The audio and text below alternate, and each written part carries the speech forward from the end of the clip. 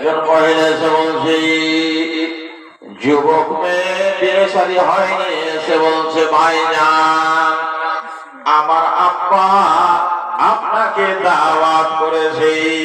কেন দাওয়াত করেছে? এর মধ্যে একটা প্রশ্ন জাগতে পারে। একজন যুবতী মেয়ে একাই এসেছে, হয়তো আমাকে ফাঁকি দিয়ে রাস্তায় নিয়ে যেতে পারে, আমার সঙ্গে কোনো কাণ্ড ঘটতে পারে, আমার উপর কোনো আরোপ লাগতে পারে। এই জন্য একটা কথা প্রকাশ করে দিলে যে আপনি যে আমার একটা কাজ করে দিয়েছেন, আমার খাসি বকরিকে পানি পান করিয়েছেন, এর বিনিময়ে কিছু বদলা দেবে বলে ডাক দিয়েছি। হযরত মুসা আলাইহিস সালামকে বলে, ওই মা যুবতী মেয়ে আগে ঢং করে হাঁটতে শুরু করেছে। হযরত মুসা বলছেন দাঁড়াও। বলে কেন? বলে তুমি হলে মহিলা জাতি আর আমি হলাম পুরুষ, তুমি হলে যুবতী আর আমি হলাম যুবক। তুমি আমার আগে এখন থেকে নিয়ে বাড়ি পর্যন্ত যাবে, যতক্ষণ পর্যন্ত যাবে তোমার শরীরের উপরে, তোমার বডির উপরে আমার চোখ পড়বে। যেহেতু আমার চোখের জেনা হয়ে যাবে, প্রিয় নবী সাল্লাল্লাহু আলাইহি ওয়াসাল্লাম বলেন, আল আইনানে তাজনিয়ানে ওয়াজনাহুমান নাজর ওয়াল ইয়াদানে তাজনিয়ানে ওয়াজনাহুমাল বাসর। মানুষের চোখে জেনা করে, মানুষের হাতে জেনা করে, মানুষের পায়ে জেনা করে, মানুষের লজ্জার স্থানে জেনা করে। যেহেতু চোখে জেনা হয়ে গেল, অপর মহিলার দিকে কোন পুরুষ যদি লালচের নিগাতে বারবার দেখে, তাহলে ওর চোখের জেনা হয়ে যাবে। বন্ধু আমার, তুমি আমার পিছনে থাকো আর আমি তোমার আগে আগে চলবো। মহিলা বলছে, শোনো, তুমি একটা অপরিচিত অন্য দেশের লোক, এই দেশের রাস্তা চেনো না, কোন দিকে লাফা যেতে হবে, এই সাইডে যেতে হবে না বাম সাইডে যেতে হবে না সামনে যেতে হবে, তুমি কি করে বুঝতে পারবে? মুসা বললেন, শোনো, তোমাকে বারবার বলার দরকার পড়বে না, তুমি আঁচলে কোঁচাতে ছোট ছোট পাথর গোলা নিয়ে নাও আর রাস্তা দিয়ে আমি আগে হাঁটবো, তুমি পিছনে থাকবে। যেখানে দেখবে শোনো রাস্তা, ওখানে কিছু বলার দরকার নাই। আর যেখানে দেখবে রাস্তা দুইটা হয়ে গেছে, একটা ডান দিকে গেল, একটা বাম দিকে গেল, তিনটা রাস্তা হয়ে গেল, একটা সামনে গেল, তাহলে যেই রাস্তা দিয়ে তোমার বাড়ি যাওয়া যাবে ওই দিকে তুমি একটা পাথর ফেলে দিবে, আমি বুঝে নিব এইটা রাস্তা ধরতে হবে। এই করতে করতে বাড়ি চলে গেলেন। বাড়ি যাওয়ার পরে সমস্ত গল্প সল্প হলো। তারপরে বললেন, বলছেন বাবা, ও বাবা, এই ছেলেটাকে যদি বাড়িতে রাখা হয়, ছাগল বকরি চড়ার জন্য, ঘর গৃহস্থী কাজের জন্য, তাহলে এই ছেলেটার দ্বারাই আমাদের বাড়িতে অনেক লাভ হবে। কি লাভ হবে? এর মধ্যে দুইখানা গুণ আছে। প্রথম গুণ হলো এই লোকটা হলো শক্তিশালী, আর দ্বিতীয় গুণ হলো এই লোকটা হলো ইমানদার। শক্তিশালী কি করে বোঝা গেল? 10 জনা যেটা ঢাকনা ছিল একাই হটিয়ে ফেলেছিল। আর ইমানদার বোঝা গেল এত বড় মাথান দিয়ে হেঁটে গেল, তবু কিন্তু তার সঙ্গে কোন রহস্য মজাকের গল্প করেনি। বোঝা গেল দুটোই গুণ ছেলের মধ্যে আছে। আল্লাহ পাক বলছেন, লা তাদখুলু বুয়ুতান গায়রা বুয়ুতিকুম হাত্তা তাস্তানিসু ওয়া তুসাল্লিমু আলা আহলিহা যালিকুম খায়রুল লাকুম লাআল্লাকুম তাযাক্কারুন। তাহলে ভালো মহিলা কোনটা? আইয়ুন নিসায়ে খায়রুন, সব থেকে ভালো নারী কন্যা? আল্লাহ রাসূল বলছেন, আল্লাতি তাসরুহু ইজা নাজারা ইলাইহা সব থেকে দুনিয়াতে ভালো নারী ওকে বলা যাবে যখন তার পুরুষটা তার স্বামীটা হাট ঘাট মাঠ থেকে চাকরি থেকে কাজকর্ম থেকে স্কুল মাদ্রাসা থেকে যখন বাড়ি আসবে আর পুরুষের আর স্বামীর নজর স্ত্রী পুরুষের নজর যখন এক জায়গায় হয়ে যাবে বন্ধুরে আমার মায়েরা তখন ওই মহিলা মুচকি মেরে হাসবে পুরুষের মনটাকে আনন্দ দেবে খুশি করে দিবে এবং পুরুষ যেটা অর্ডার করবে তাকে মেনে নেবে সাথে সাথে দুইটা মহিলার কাছে মাল আছে ওই মালটা নষ্ট হতে দেবে না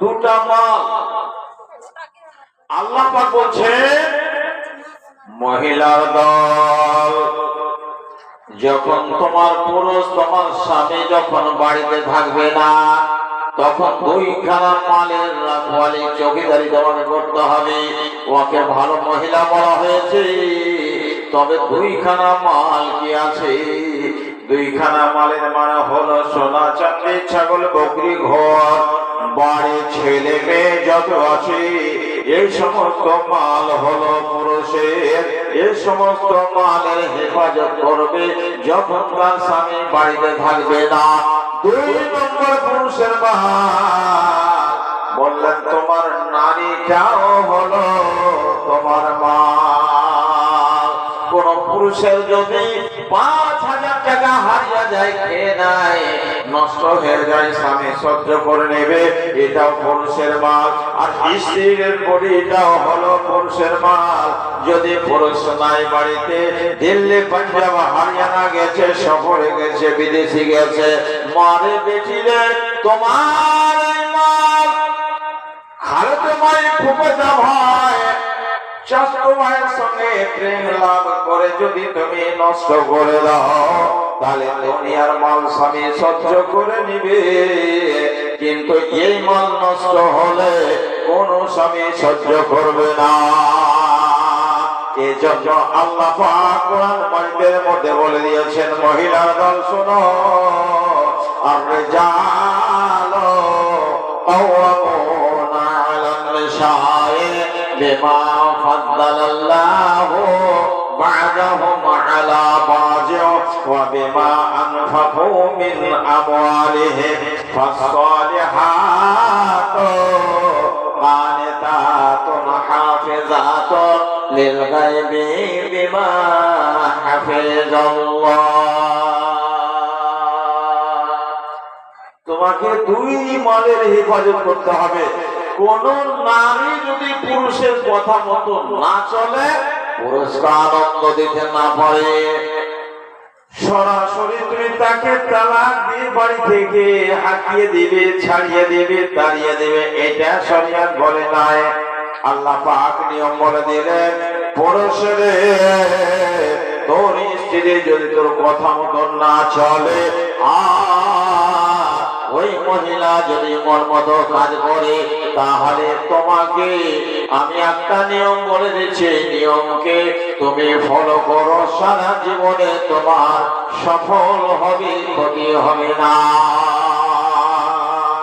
আল্লাহ পাক বলছেন ওয়াল্লাতি তাখাফুনা নুশুজাহুন্না ফাইজুহুন্না ওয়াহজুরুহুন্না ফিল মাজাজি فإن أطعنكم فلا تبغوا عليهن سبيلا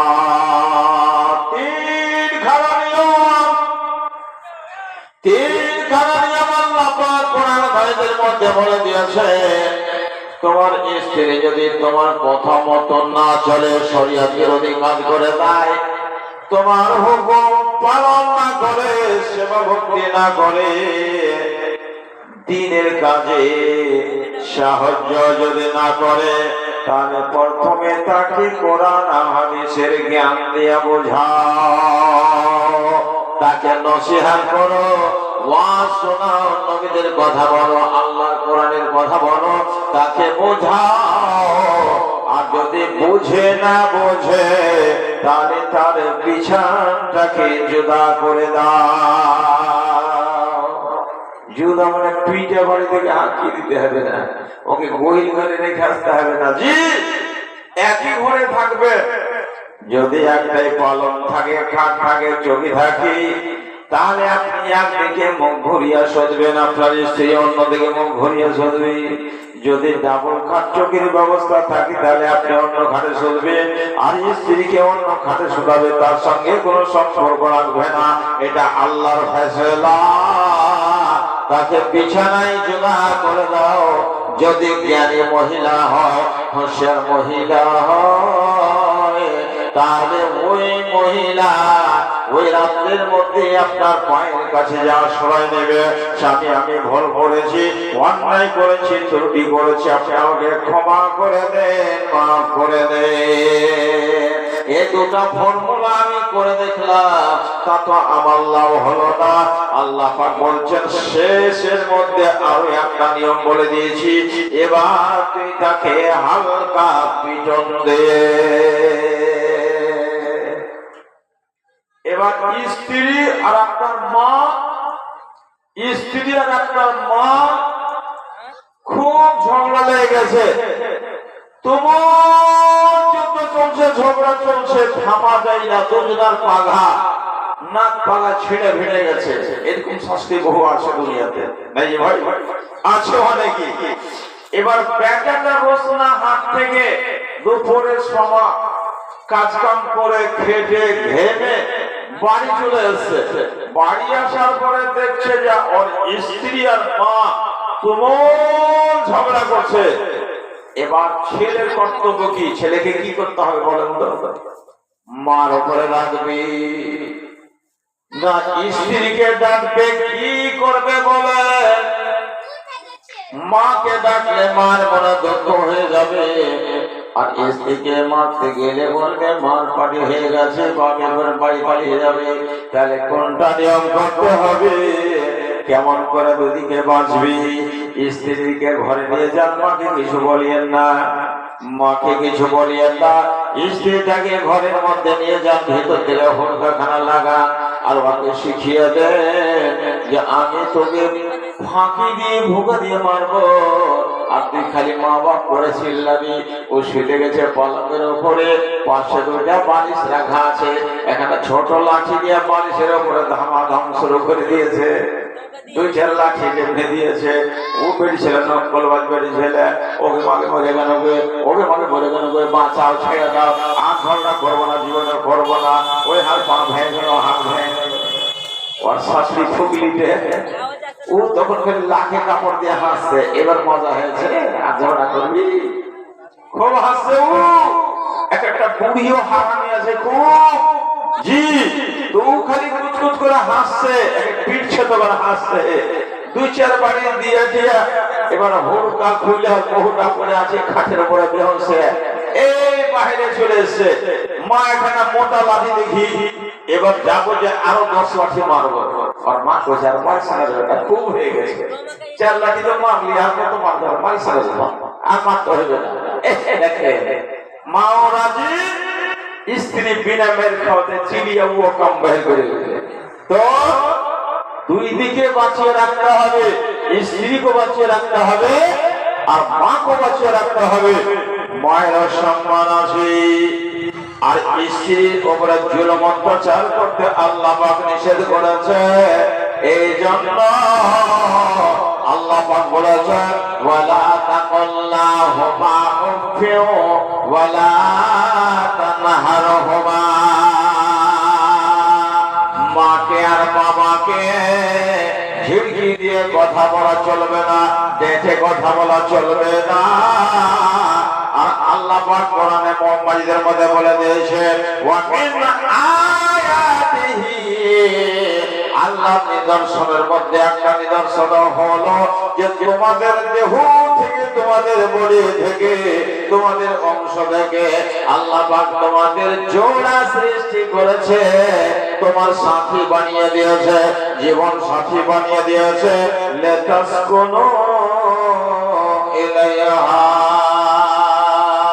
সারা দুনিয়ায় ঘুরেছ, তোমার অতটা শান্তি হবে না যতটা শান্তি তোমার নারীকে দেখা হবে, স্ত্রীকে দেখা হবে।